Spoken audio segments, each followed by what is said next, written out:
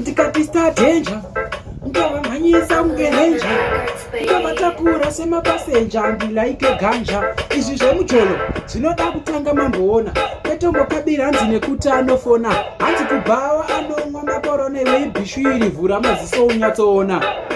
Ite mjolo neprofiti kwete zvenyu zvekujola nemabhishu.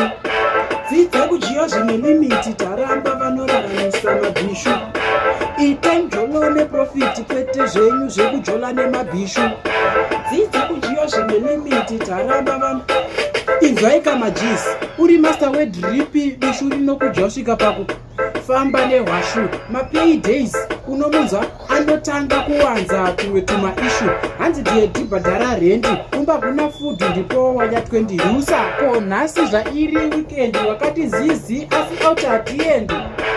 Ite mjolo neprofiti kwete zvenyu zvekujola nemabhishu. Dzidza kujiya zvine limiti taramba vanoraramisa mabhishu. Ite mjolo neprofiti kwete zvenyu zvekujola nemabhishu. Dzidza kujiya zvine limiti taramba vano nemiwa mashisi wakambojiwa nemarafu zvekupera svika pakusara uchingoganza nemafoto. Kana ngare uptown unoshaya kana munhu 1 anokuda kugeto type yacho haitenge kana penti. Gore rese haabhadhare rent chake kubhawa kungotenga masavhana kuti udhakwe aone kunyatsochinyanga.